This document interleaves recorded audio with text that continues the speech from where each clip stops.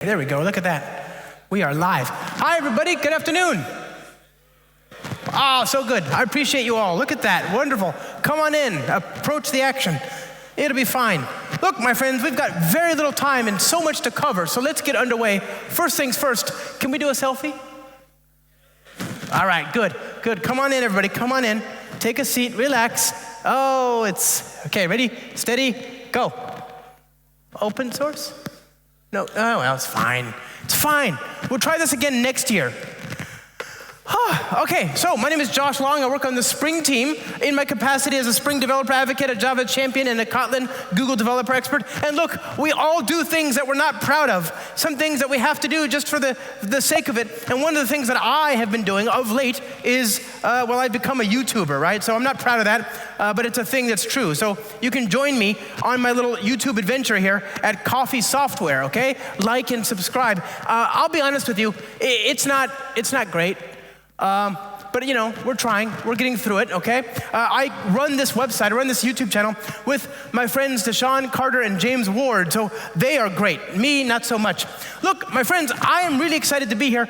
I gotta tell you though, I wasn't, Hold on, hold.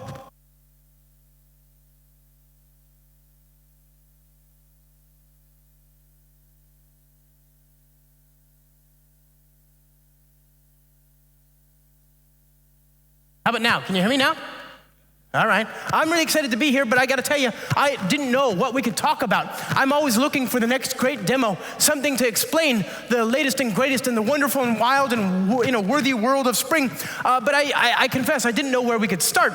I thought, well, maybe we could look at this. This is the Spring Pet Clinic. How many of you have heard of the Spring Pet Clinic? The Spring Pet Clinic is a sample application from 20 years ago, but don't misunderstand. It's been updated recently. It gets updated all the time to show the latest and the greatest. And I thought, well, we could look at that maybe. That's a lot of stuff, though. There's a lot of code there, though. But I thought, well, maybe we could just talk about something in the same spirit, in the same vein, right? We could talk about animals. I love animals. I bet all of you love animals. Who's got a cute pet at home that they love? A cute animal. Oh, so cute. Who doesn't love animals? Everybody loves animals. And I love almost all animals. Okay? Almost all. I can't say it. I love almost all animals, okay? Except my dog. He's terrible. The worst dog. His name is Peanut. Peanut is a terrible dog, but we keep him for 3 reasons, okay? 3 very simple reasons. The first is that even terrible dogs deserve loving homes, okay? So he has a loving home with us. That's part 1. Part 2 is, and I'm just gonna be honest with you here, it's ego, okay? In my home, my partner and my daughter both speak 5 languages. I only speak 3.5. So if we didn't have that stupid dog, I would be the stupidest in the house. That cannot stand. And then finally, just being real with you all here, being very honest with you, he is very cute. Yeah, I know, so cute, but evil. Just pure malevolence, okay? Not a good dog, a terrible dog. But this is actually the best way to appreciate Peanut, is through a photo in a different continent, right? He can't get you from here, probably, right? That's the important thing, is that you're safe. And this terrible dog, even though he's super cute and evil, he reminds me of another dog about which I learned during the pandemic, whose name is Prancer. You see, Prancer's owner was trying to find a new home for this dog, and she put out this ad right here. She put out this ad that describes this dog, and it went viral, okay? She says, okay, I've tried for the last several months to post this dog for adoption and make him sound palatable. The problem is, he's just not. There's not a very big market for neurotic, man-hating, animal-hating, children-hating dogs that look like gremlins. But I have to believe there's someone out there for Prancer, because I am tired, and so is my family. Every day we live in the grips of the demonic Chihuahua hellscape he has created in our home. So she continues, She says, he was quiet and just laid on the couch, didn't bother anyone. I was excited to see him come out of his shell and become a real dog. I'm convinced at this point that he's not a real dog, but more like a vessel for a traumatized Victorian child that now haunts our home. Oh, God. So can you imagine talking about an animal like this? So this dog, this poor dog, she continues describing this dog. She says, if you have people over, he would have to be put away like he's a vacuum. I know finding someone who wants a Chucky doll in a dog's body is hard, but I have to try, right? Sounds like a very spicy dog, very, very a handful, You might have some tough days dealing with this dog. She signs off and she warns. She says, he's only 2 years old, but will probably live to be 21 just through pure spite. So take that into account if you're interested. Now, that said, super cute, right? I'd totally pet that dog. That's a cute dog right there. Very, very cute. So I think about this dog a lot, and so does the rest of the world. The whole world thought about this dog, right? Here's the dog in BuzzFeed, right? BuzzFeed News, talking about the nightmare chihuahua, right? And then here is Prancer in the New York Times, right? Talking about Prancer, the demonic chihuahua that found a home. So this dog went viral all over the internet. Very, very cute dog. And I think about this dog a lot. So what I want to do for our demo today, my friends, is build an example of something that allows us to adopt these dogs, even if they're terrible, so that people can have the dog of their dreams or nightmares, whatever. Okay, so what we're going to do as we always do, go to my second favorite place on the internet, start.spring.io. My first favorite place on the internet, obviously, is production. I love production. You should love production. You should go as early and often as possible. Bring the kids, bring the family. The weather is amazing. It's the happiest place on earth. It is better than Disneyland. But if you've never been to production, you can begin your journey here at start.spring.io. And what we're going to do is we're going to build a new application. We have to name our application. I'm going to call it Adoptions. And the reason I'm going to call it Adoptions is because I am amazing with names. Amazing, okay? I get that from my father. My father was also amazing with names. When I was a small boy, we had a small white dog, and my father named him White Dog. Again, amazing with names, amazing. So there's that. We have a choice around what version of Java we want to use. Friends, you have 3 choices here, but only one real choice. You see, Java 24 is the current stable GA-supported version of Java, and thus the only correct version of Java that you can choose. These other ones are here just to see who makes terrible life decisions, okay? They're not valid choices in any other context. They're terrible, terrible choices. Java 24 is technically superior in every way. It's faster, more robust, more production-worthy, more operations-friendly, more scalable, etc. It's also morally superior. You won't like the look of sadness in your children's eyes when they see that you're using Java 17 in production. Don't do this. Be the change you want to see in the world. Do the right thing. Use at least Java 24 or later. It's also mathematically superior. I mean, this is just simple math, right? Java 24 is 3 times Java 8. 3 times. That's obvious, okay? So if you're not persuaded, then I don't know what I can say. Now, what kind of technology do we want? Well, I'm going to use the Spring Boot web support. I'll use the dev tools. I'll use Postgres support. Here's that. I'm going to have a SQL database. Okay, nope, watch this. Vim motions, by the way, huh? Okay, here we go. Talk. There we go. Okay, so I'm gonna have a SQL database. We'll use Postgres to talk to it. I'm gonna use Spring Data JDBC. I'll use the Spring Modular project. I've got the web support, dev tools, Postgres, JDBC. I think I've got everything. Do I need everything else? I think that's enough. Let's go ahead and open that up in our IDE. It doesn't matter which IDE you use. Hello, internet. Internet. Come on, do the thing. Oh, it's so sad. So sad. Oh, there we go. Okay, UAO, ta-da. All right, so we're gonna open that up. And our goal is to build an application that talks to a SQL database. I happen to have that SQL database running in the background here. So what I shall, waiting for the indexing to happen. Okay, what I shall do is connect to it via some configuration properties here, like that. Localhost, my database. Hello. Okay, and then we'll do username is my user. And then we'll do password is secret, okay? Now, there's this, and I want to build an application that's modular. What I mean by that is I want to write code in such a way that I am not accidentally exporting types to the rest of the code base, because this is a social political problem, not a technical problem. We are using Java.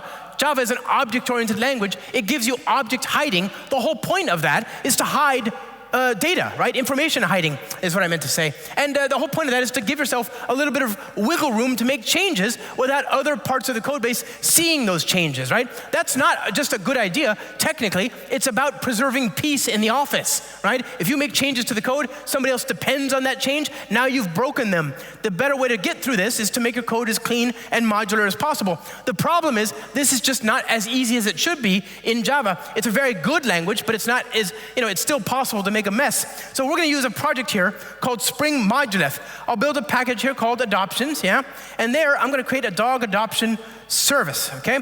First problem, look at this. What happened? Why? I didn't ask for that to be public. That's IntelliJ, right? There's no reason that this class needs to be public by default. It's an anti-pattern, if you ask me. I've asked the JetBrains people to please fix it. Maybe one day they will. But remember, Java doesn't care if your types are public or not. It wants them to be packaged private by default. You have to go out of your way. You have to add extra tokens to make them public. So now I've got my service, and what is my service going to do? It's going to support adopting a dog, given a dog ID, and it'll support letting you update the owner field. I'll create a record here, Vim motions, come on. I'm learning Vim. I'm going through a spiritual journey to learn VI motions, okay? So it's not going well, but I'm gonna try. So int ID, string name, string owner, and string description. These are the names of the columns in my SQL database, okay? And I'm using Spring Data JDBC, which is nice because I can use records. I love Java records. Huge fan, right? Huge fan, huge. Okay, dog repository. Okay, repository, extends list of cred repository, managing dogs whose primary keys of type integer. Okay, so there's that. And what we're gonna do is we're gonna use the dog repository to save, to find the dog by its ID, first of all. And then if the dog is present, then we update it, right? So I'm gonna say var updated equals new dog. And I'm just gonna copy over the old data. So dog.id, dog.name, dog, the owner will come from the parameter, and then there's the description, And I'm just gonna persist that accordingly. So .save, all right, and there we go. Get rid of that, very good. And then we can just say adopted this dog, right? And we'll just pass that in right there, like so. Very good. And I think that's pretty good. That's a pretty simple start. Let's go ahead and create a simple HTTP controller. You could use GraphQL. You could use gRPC. Spring has projects for that. It doesn't matter, though. So dog HTTP controller, here we go. And what are we going to do? We're going to have an adopt method that forwards, in effect, to that underlying method, aren't we? So post mappings, dogs, dog ID, adoptions, And then this will just be a path variable. That'll be a request param. And we'll say dog adoption service dot adopt dog ID owner, okay? I think we're good. Let's go ahead and start this up and see what we get, okay? Here we go. Okay, so now HTTP 8080 dogs 45. Remember, we have a database here. We can see that database here. Let's click on this little button here, click on the test connection, click on apply, click on OK, go over here, refresh that, public, tables, dog, here we go. And you can see we have our buddy Prancer. There's Prancer the dog, whose ID is 45, his name is Prancer, and he's described as a demonic, neurotic, man-hating, animal-hating, children-hating dog that looks like a gremlin. And rather surprisingly, there's no owner. What's that about?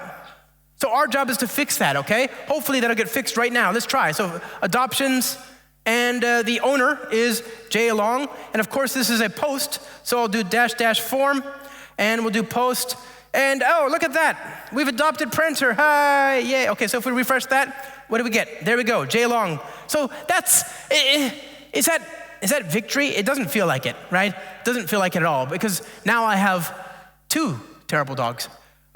Which isn't what I wanted. But also, it's not realistic. This isn't realistic. You don't take possession of a live animal in most places just by updating a single column in a single table in a single database, right? Usually there's process. So maybe I could do this. Maybe I could go over here and, maybe I have to take the dog to the veterinarian, right? The veterinarian, how do you say veterinarian in Portuguese? Veterinário or something like that? Oh, okay, good. So I got it close. And a veterinarian, of course, is a doctor it's a dog tour, okay? There we go. So we'll say at transactional.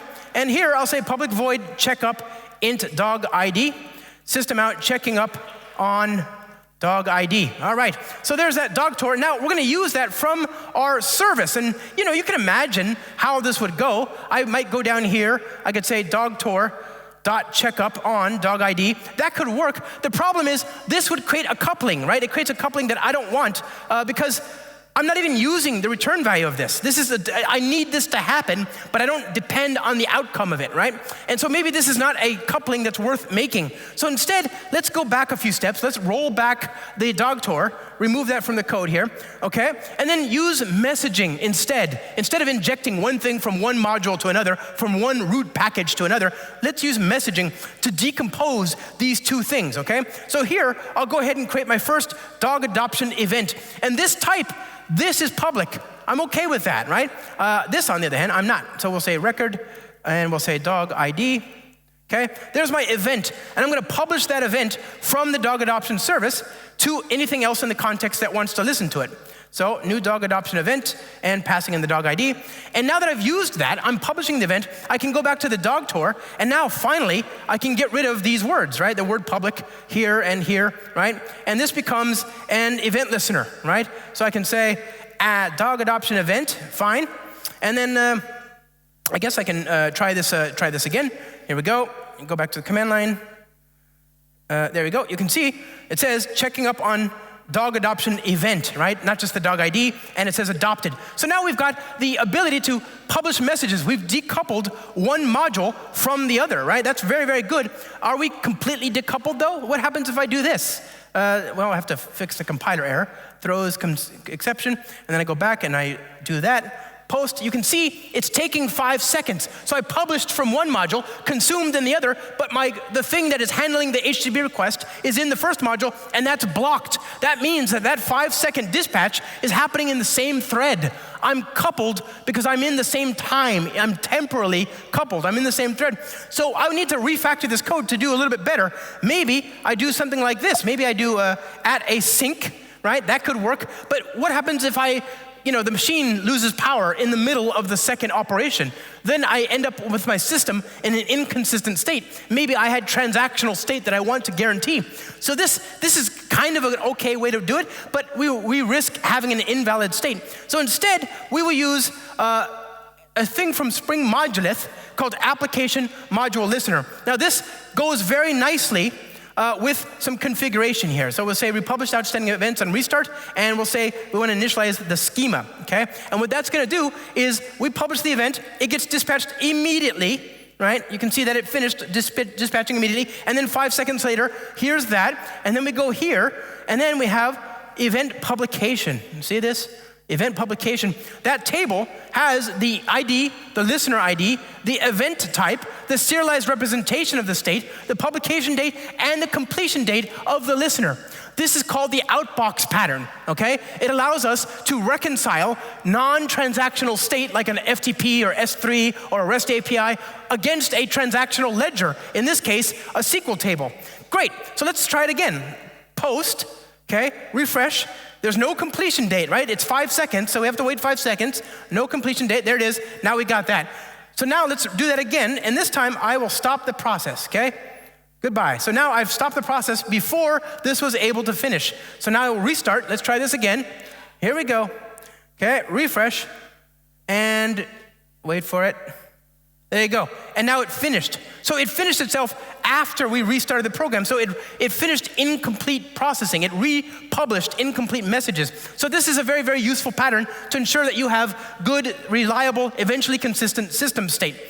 Okay, great. So now I think we're doing a good job. We've got modular code. How do I know if it's modular? Well, the same as always, right? You go and you write a test. So I'll go here and I'll say var am application modules dot of it's called adoptions application.class, am.verify. I can print out the modules. Heck, I can even document the modules, right? Like that, write documentation. And let's run this test. I'll drink some water.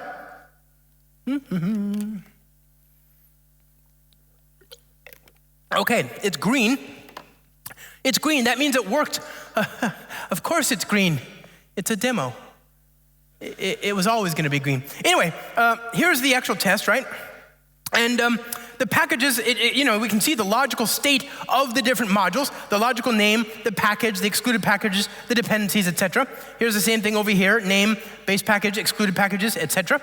And everything's good. It knows about the arrangement of the objects in the system, and it knows it so well, in fact, that it's able to generate a plant UML C4 architecture diagram. So this is a C4 component boundary diagram from my friend Simon Brown. And we're using text here, so you can check this into version control, and we're using that to generate this image using GraalVM. So this is now an architecture diagram that grows with the code itself. This is very different from the normal situation where you check in some code, you check in an architecture diagram into your wiki, and then 5 years later, it's completely different from what's actually in production, right? So this is good. We have a nice modular code base, and we've done a good job. We can adopt that cute dog. But how did we find this dog? How did we learn about Prancer, right? I learned about Prancer because he was on the news. He went viral, right? The whole world knows about Prancer. But that's not how most people adopt a dog. At least I hope, right? Like, hopefully you go to a shelter, you talk to somebody, you ask questions, etc., etc., etc. So to support that process, we're gonna build an assistant, okay? So back to the lab again, restart, start.spring.io, and here we'll build an assistant to answer questions to help people adopt a dog from our fictitious dog adoption agency called Pooch Palace, okay? So let's build that here. We're gonna use OpenAI, we'll use the web support, we're gonna use PG Vector, we're gonna use Spring Data JDBC, and we're gonna use the JDBC chat memory repository, okay? So these are all, a lot of this is coming from the Spring AI project, which just went GA on the 20th of this month. So a week ago today, right? And here we go, open this up, and we're gonna open this up, here we go, assistant, okay? And the goal, again, we have to do something terrible, something that you should never ever do, ever. Not even when you're all by yourself at home and no one is looking. I am gonna copy and paste code.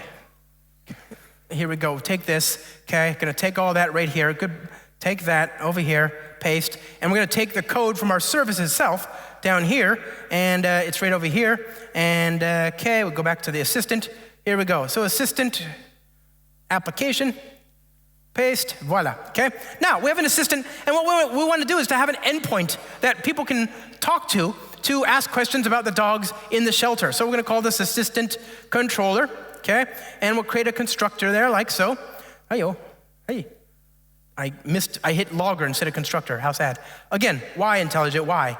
Right? Okay, so in order for this to work, we're gonna inject the Spring AI chat client, okay?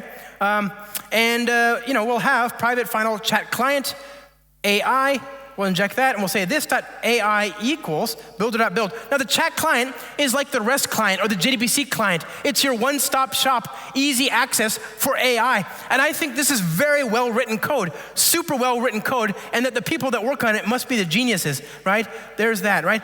Very, very good code. I know it'll work for you. So here's the chat client. And we're gonna create an endpoint here. You can ask questions. So given a user context, we'll say assistant, and we'll ask, we'll provide responses, so request. The question, how do you say question in Portuguese? Pergunta, like Spanish, okay. Pergunta, okay. B-E-R? Like that?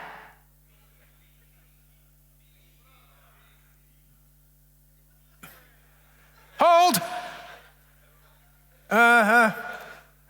Okay, wait, how do you say, Google Translate, okay. What could go wrong? Hold on, this won't be awkward at all. Question, detect language, sure. And then over here, Portuguese, okay. Pergunta, oh, it's the opposite. Oh, that's so weird, I like that. Oh, that's so, really? That's like in English, we have, most of the world says, what's it, like centre, but in the States we say center because, whatever. Okay, so anyway, this.ai.prompt,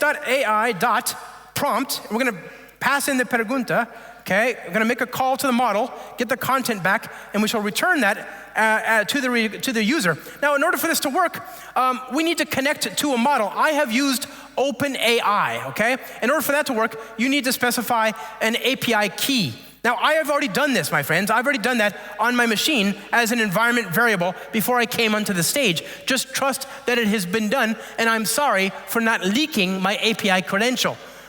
Now, you can use any model you want. You can use Bedrock, you can use Gemini, you can use Olama, you can use any of the dozens of other that are OpenAI compliant. You can use, there's literally dozens that we support, like more than 20 different models. All of them are GA 1.0 ready to use right now, right? So you can use that. I'm using OpenAI. Now, we're gonna ask questions of this model. So let's go ahead and start this application up. Port. It's on a different port. So port is 8081, okay? Sorry about that. Okay, here we go. There we go. HTTP 8081, JLong, assistant. Pergunta equals. Let's just see if it's working, okay? My name is Josh. Nice to meet you, Josh. Look at that. How can I assist you today? We're friends already, right? And as real friends, it's very nice to make friends like that. It doesn't come easy for a lot of us, me especially. So let's see how my friend and I are doing. Let's see. What's my name? Oh, I don't know your name. Why do I have this effect on people? Oh, that's so sad. So the problem is AI models have no memory, right? They're stateless, just like any other API. And so they're kind of like that goldfish from that movie, Finding Nemo, right? They have no memory. So we have to give it memory, and you can put that memory in the body of the request. It's like a transcript that you send on every request to remind the model of what your conversation has been thus far.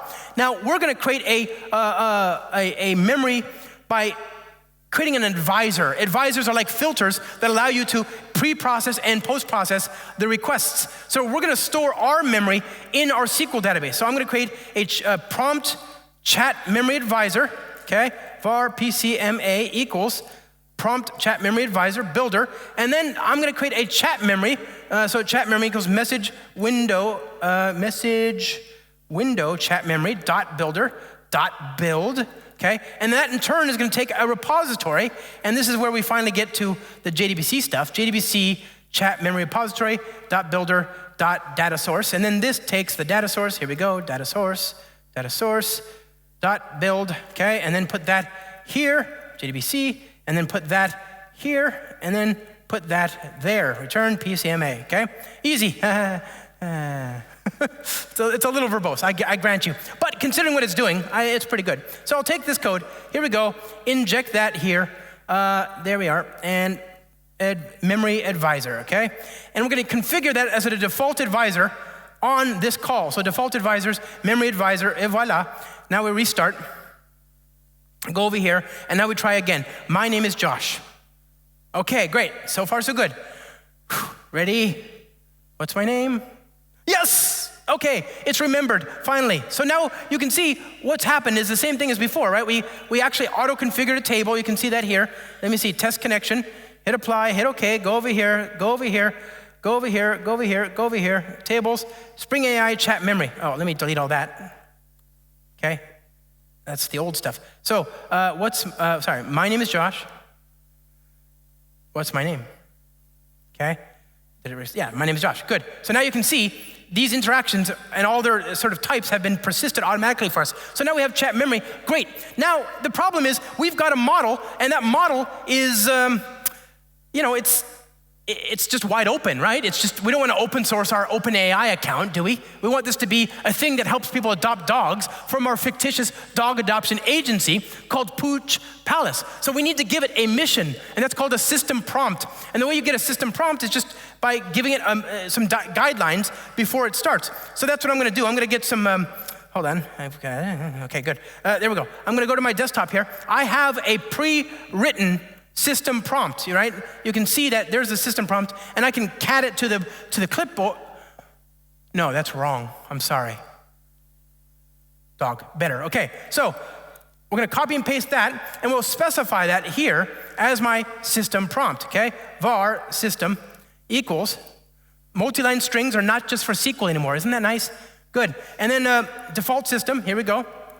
And the system prompt, it says, you are an AI-powered assistant to help people adopt a dog from the adoption agency named Pooch Palace with locations in Antwerp, Seoul, Tokyo, Singapore, Paris, Mumbai, New Delhi, Barcelona, San Francisco, and London. Oh, I'm sorry. Sorry. There you go. In Coimbra, Seoul, Tokyo, Singapore, Paris, Mumbai, New Delhi, Barcelona, San Francisco, and London, information about the dogs available will be presented below. If there's no information, then return a polite response suggesting we don't have any dogs available. Let's try. So HTTP 8081 JLong. What are we doing? We want to do assistant. Pergunta equals, do you have any neurotic dogs? Okay? I'm sorry, but I don't have any information about the dogs available for adoption at Pooch Palace at this time. If you're interested in other types of dogs or have specific breeds in mind, please let us know. So this is much better. Normally, if it doesn't have a system prompt, it'll just try and answer, how to deal with, how to maintain or raise a dog that is neurotic. That's not what I'm asking. I'm asking if they have neurotic dogs in the shelter that we could adopt, right? So this is much better. It's acting like it is an employee of our company. It has a persona, a role, okay? But still, it doesn't have access to the data. This is important. Remember, this is just a REST API. 90% of what people talk about when they talk about AI engineering is sending text to REST endpoints. This is something that Java has been doing well for decades. Arguably, we are the best situated to do this work, in fact, because most of the business logic that runs most of these organizations is in terms of Java and Spring.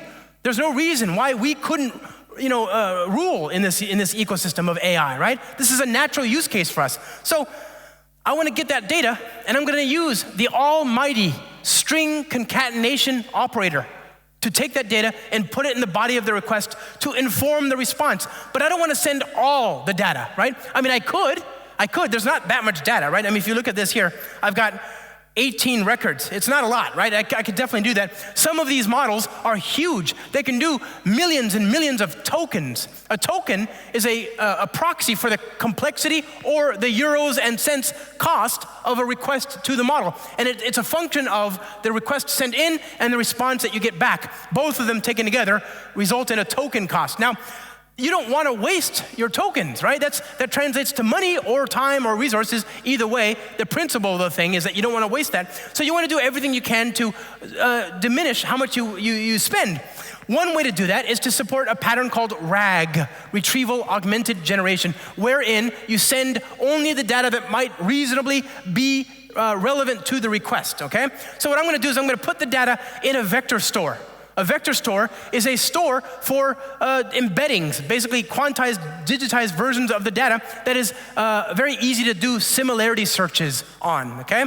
Now, there are lots of different vector stores. Remember, back here, I chose vector store. I chose PG vector store, which is Postgres plus an extension, but there's all sorts of other vector stores: Milvus, Neo4j, Pinecone, MariaDB, Weaviate, Oracle, Qdrant, Azure AI, Apache Cassandra, Chroma, Elasticsearch, MongoDB, TypeSense, Azure, Cosmos DB, etc. There's actually a few from Microsoft, more than one. Isn't that fun? So my point is, you probably already have something in your organization that you can use as a vector store. You can use some purpose-built specific ones like Qdrant and Weaviate and whatever, but you can also use Postgres or SQL Server, Oracle or whatever, MongoDB.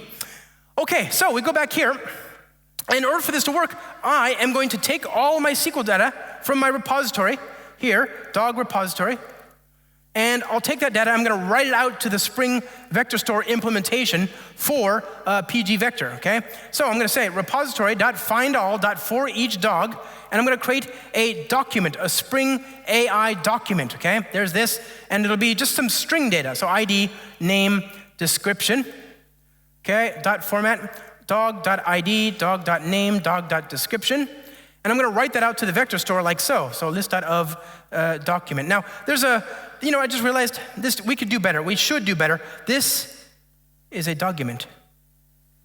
Okay, now, let's do that. And we're going to, what else do we need to do? We need to tell Spring AI to consult the vector store when the program is looking for data in response to questions. So I'll configure yet another advisor. This one is called a question answer advisor, okay? So now let's just go ahead and try that out and go back here. And we run the same question. It's gonna take a while. Remember, each time when I started the program now, it's gonna try and create vectors out of all the data. Oops. Oh, I have to tell it to initialize the vector store schema table as well. So PG vector initialize schema, very good. But the next time we run this, we don't want it to reinitialize all this. So I will say if false, right? That way it won't run next time. We'll just keep it commented out in effect. And it's gonna take a little while. It's taking, because remember, for each dog, it's calling OpenAI's embedding endpoint, creating embeddings, and then storing that in our new vector store table, which you can see here. So here's our 18 rows of data for different dogs. And here's the embedding, the representation of them as a vector in the database. So now we go over here. Do you have any neurotic dogs? Nice. Yes, we have a neurotic dog available for adoption. Meet Prancer, described as a neurotic, demonic dog that has some issues with man, animals, and children. If you are interested in adopting Prancer or want to know more about other dogs, just let me know. I would love to, right? This is the dog. We found him. Now, by the way, this is a chat. This is a text message, right? This is very difficult to build an abstraction on if you have an API. So one thing that you could do, I'll just show you this, but we're not going to do that, but you could also have it converted into structured output, right? So record dog adoption suggestion, int ID, string name, string description, right? I've got this type here, copy and paste that, okay, there's this. Entity, there's that, and we're going to return this. Okay, whoop, there we go, and it's dog adoption suggest. So we can rerun that same exact query again this time. There you go. Now we got a JSON object, right?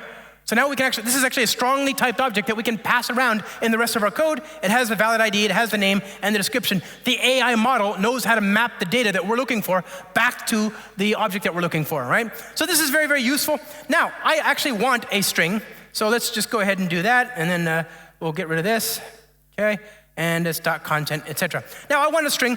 We've found our dog. We've integrated our AI model with our data, but I want to be able to adopt this dog. And the question is, when can I adopt this dog? Well, we have to give our model access to tools. These tools are how you give models agency, the ability to execute things on our behalf. You let them connect to our existing business logic.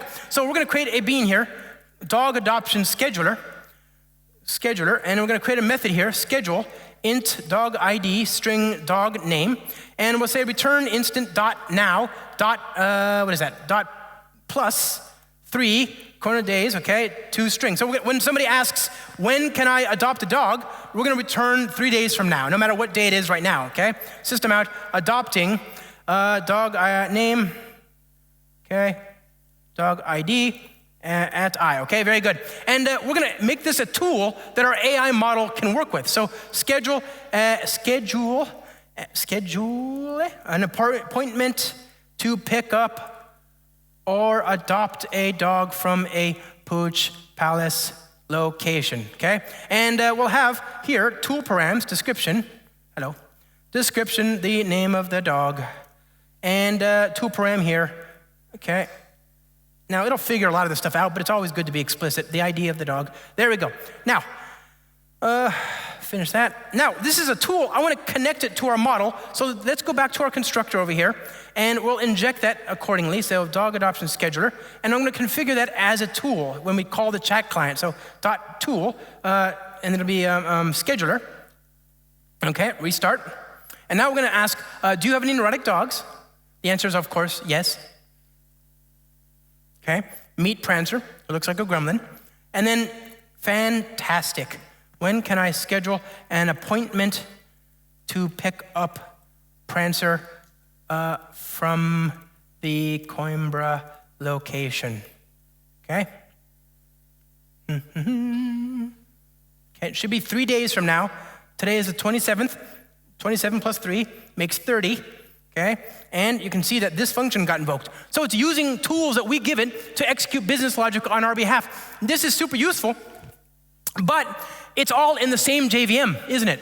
What if I want to export that logic and make it available for the rest of the world? Well, I can use a new protocol called Model Context Protocol. This is a protocol that was created to allow originally Anthropic's Cloud Desktop to talk to its external world, no matter what the language of the service was written in. So we can go back here to start the Spring Rail, and we're going to create a new service called Scheduler. Okay, we're going to say GraalVM. We'll add the web support.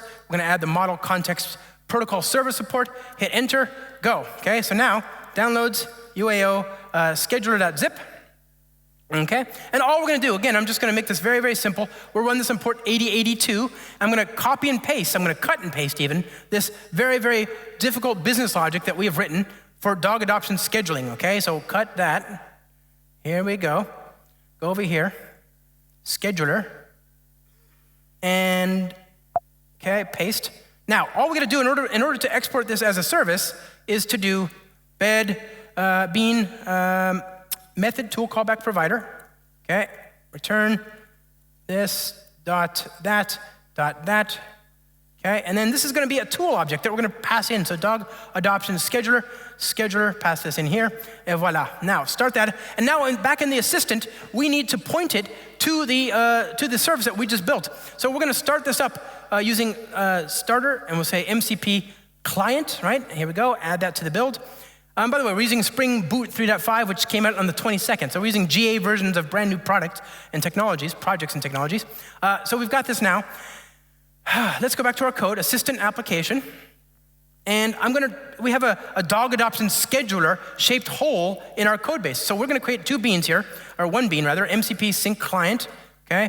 And we'll say var MCP equals MCP sync client MCP client dot sync, and we'll point it to http.transport.builder http localhost, okay, 8082.build return mcp.initialize. Very good. So we're going to point this bean, we're going to point our client to this bean, okay, and here we go, there's that, and down here we're going to use tool callbacks, okay, new sync MCP sync client, and restart. So now all we've done is we've extracted out that logic and made it an MCP service. And now we're going to do exactly the same request as before, which is when can let me delete the chat memory first. I just realized. Here we go.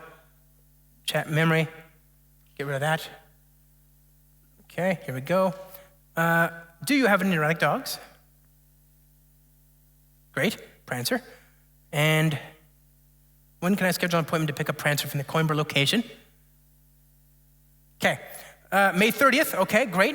So if we go back to the scheduler, there it is, right? It's worked. So now we've extracted out our AI logic and made it available from our model. And by the way, we're not using Anthropic here. I'm using OpenAI. You can use any model here, it doesn't matter. So I think now we're in a good place. We have a modular service, we have an AI assistant, we have an MCP service. I think it's now time to turn to production. And there's a few things that I want to make sure that we set up before we go too far underway. Oh yeah, all right. A few things I want to make sure that we schedule before we get too far underway. First things first, each time we talk to these models via the chat client, each time we do that, we're making network requests. Each time we do that, we're using a thread. Those threads are expensive. There's a limited number of threads per JVM. You want to make sure you don't waste them. So obviously, I would encourage you to turn on their virtual thread support, right, by default. This will allow you to do really, really amazing things. To demonstrate that, I'm going to create a simple example here that is using a demo from my colleague, Cora E. Berkeley, okay? Let me see, here we go. And downloads UAO vt.zip. Okay, and vt application. And all we're gonna do is this is a demo I stole from my colleague. She let me, but still, it's her demo. She's a lot smarter than I am, and you should follow her on the internet and learn from her like I always do. Cora E. Berkeley, the great, okay? Now, I'm gonna create a simple endpoint called delay, and it's gonna return results from a network service that we're gonna have running on my local machine. So REST client, HTTP, add that to the constructor, okay? And here, I shall call rest client.builder. I'll inject the builder, and I'll say .build, okay? There's this, and here we'll say this.http.get.uri, and we're gonna go to localhost, what is it? I think it's just delay 5, okay? Retrieve body.toString, string.class. Let's see if this works. I don't know if I have this Docker image running. We'll check it right now, okay? Nope, here we go, test. Okay, and this is called HTTP bin.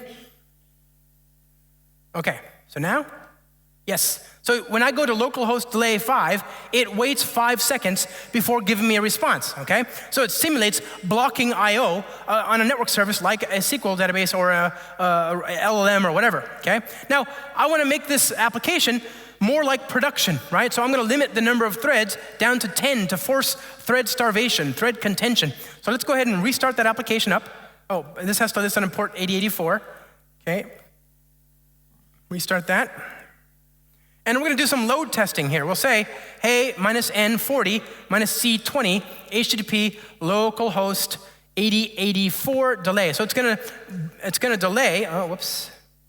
It's gonna send 40 requests with 20 of them at the same time to the backend, to my controller, which is gonna then talk to the network service on my local Docker image, which is gonna block for 5 seconds before returning a response. So it's gonna force, and we've only got 10 threads, so it's gonna force thread starvation. This is using no virtual threads, just regular threads, okay? There you go, 40 responses.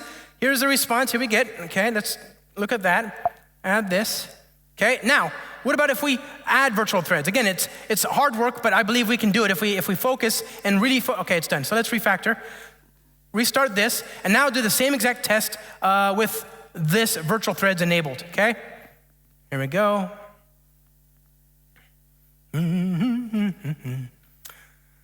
Oh, okay, here we go. Now, you can see the numbers are pretty compelling. Down here is with virtual threads, up there without. It's twice as fast to use virtual threads, and you get almost double the requests per second with virtual threads, and the slowest is about 5, whereas up here it's about 100%. Over here it's 300%, right? So virtual threads gives you much better scalability. Obviously, I limited the number of threads artificially, and obviously most calls to your network services don't take 5 whole seconds. They should not anyway, but you can kind of see the potential here. Virtual threads are amazing. Make sure you enable them. So that's good. Our code is scalable. Is our code efficient? Well, of course it's efficient. It's Java, right? How many of you have seen this amazing blog from the New Stack, which asked the question, which programming languages use the least electricity? They ask, they have some great answers here, right? Some great information. This is from actually some researchers here in Portugal, as I understand it. And the energy table is pretty surprising. You've got C, the most energy efficient, nice. You got Rust, 0 cost abstractions, well done. C++, tooey, disgusting. Moving on, Ada, okay, and then Java. Java, top 5 most energy efficient languages. And by the way, this is a virtual machine. It's not even compiled. Here you've got C#, 3.14, Pi, good, delicious. Go, away. You've got JavaScript and TypeScript. How is this so much better that I don't understand that at all? Moving on. And then JRuby and Ruby. Look, JRuby is on the JVM, Ruby is in C, and yet JRuby, because it's built on the JVM, is almost a third more energy efficient. So yes, Java is efficient. Is our code fast? Well, you've probably seen the 1BRC challenge. This was created last year by our friend and fellow Java champion, Gunnar Morling, where he asked people to load 1 billion rows of data, right? And how fast can you load data that looks like this? City, temperature in Celsius, right? And compute some statistics, like the min, mean, and max, right? And the results are pretty amazing. It's 1.5 seconds, 1.6, etc. Most of these are using GraalVM though. So Java is very fast, but GraalVM helps. So that's what we're gonna do, is we're gonna create a GraalVM native image. The only problem, my friends, is that GraalVM does take a little while to do its compilation. It just takes a long time, and I get very, very bored. So I went to the GraalVM team at Oracle, and I said, I would like it if you played elevator music. This is the Oracle GraalVM project, and I said, please play elevator music during the native image compilation.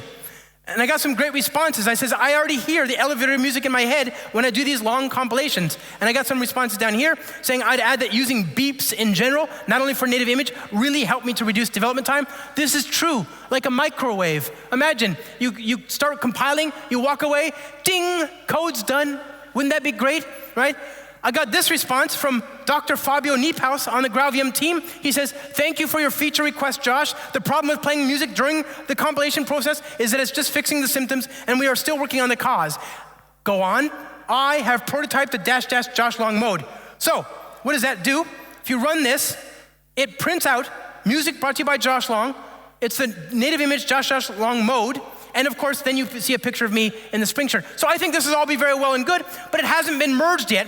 So our friend, Richard Fichtner, last year, created it in December. Do you all remember December? Because I certainly don't. He created this great Maven plugin that you can use to play elevator music while you do compilations. And of course, he talked about it, this GraalVM issue from Josh Long. So here we go. Let's go ahead and add that to our build. Okay, pom.xml. And paste this here, over here, get rid of this, 1.0, okay? And now let's do a compilation and see what happens. So Maven D skip tests, -p native :compile, and we'll stand back.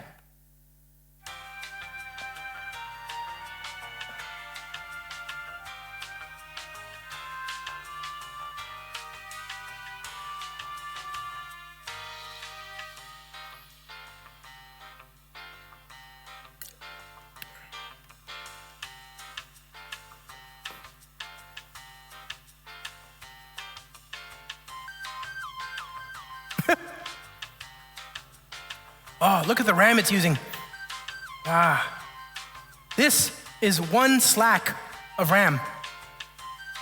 Too much. Almost there.